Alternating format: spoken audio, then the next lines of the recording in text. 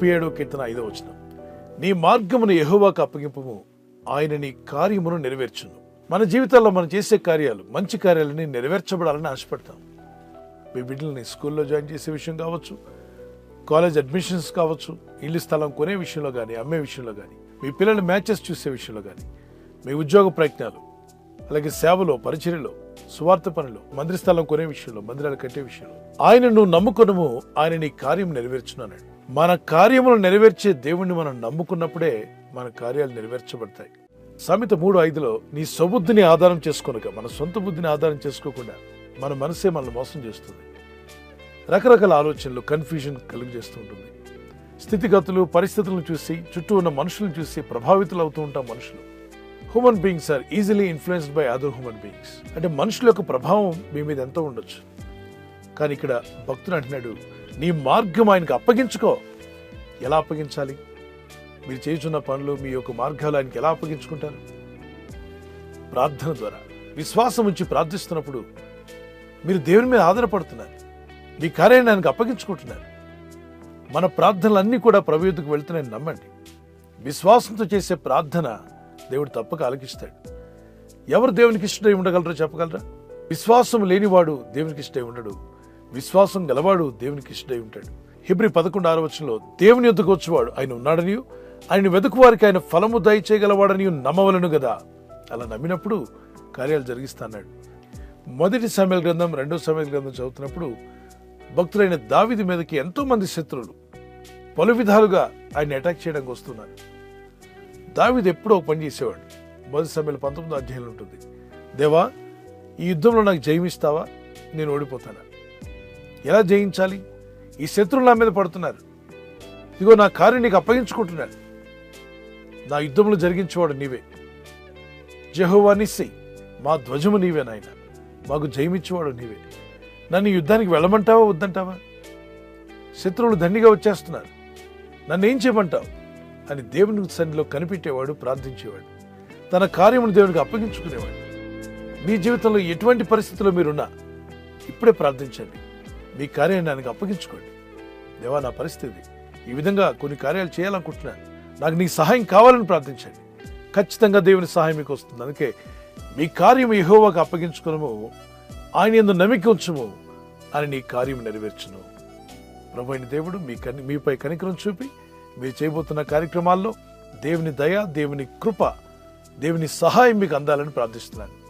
కొన్నిసార్లు ప్రార్థనలకు వెంటనే జవాబు రావచ్చు, కొన్ని ప్రార్థనలకు ఆలస్యంగా జవాబు రావచ్చు. Sometimes answers for your prayers may be delayed. God's delays are not denials. God is not denying you, he will answer you miraculously, wonderfully. ప్రార్థనలకు ఆలస్యమైన అద్భుతములు చేసే దేవుని యందు విశ్వాసం ఉంచడం మర్చిపోకండి. ప్రార్థించండి, మీ కార్యం ఆయనకు అప్పగించుకోండి. ప్రార్థన చేసుకుందాం. పరిశుద్ధమైన మా ప్రియ తండ్రి, భక్తుడు చెప్పిన రీతిగా నీ కార్యం ఆయనకు అప్పగించుకును, ఆయన యందు నమ్మిక ఉంచుము, అప్పుడు ఆయన నీ కార్యం నెరవేర్చున్నాను. సర్వోన్నతుడా, సర్వశక్తిమంతుడా, సర్వాధికారి, సకల ఆశీర్వాదంలో కారణభూతుడైన మా పరలోకపు తండ్రి, ఇదిగో పరిశుద్ధ గ్రంథంలో మీరు ఇచ్చిన వాగ్దానాన్ని బట్టి ప్రార్థిస్తున్నాం. ప్రభు, ఎప్పుడైతే మేము మా మార్గంలో మీకు అప్పగించుకుని మీ యందు నమ్మిక ఉంచుతామో అప్పుడు మా కార్యములు నెరవేరుస్తానని సెలవిచ్చున్నాం. నీ ప్రజలు చేస్తున్న కార్యాలు సఫలపరచగల శక్తిమంతుడు నాయన, ఆయన నీ కార్యములు నెరవేర్చును అన్నావు. అవును తండ్రి, మా కార్యములు నెరవేర్చువాడని నీ నామలో ప్రార్థిస్తున్నాను.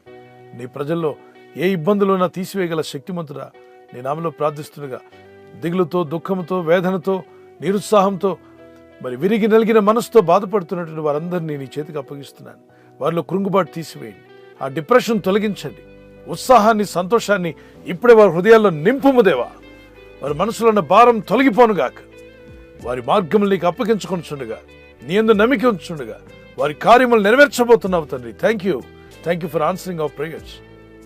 నీ ప్రజలు చేయు ప్రయత్నాలు అవి ఏ మంచి ప్రయత్నం చేయబోతున్నా వారి కొరకు, వారి కుటుంబం కొరకు, వారి యవనస్తులైతే వారి భవిష్యత్తు కొరకు, ప్రభా విదేశాల్లో ఉన్నటువంటి ఆత్మీయులు వారి వీసాల విషయంలో, పిఆర్ విషయంలో పలు విధాలుగా ప్రయత్నాలు చేస్తుండగా వారి ప్రయత్నాలు ఫలింపచేయండి.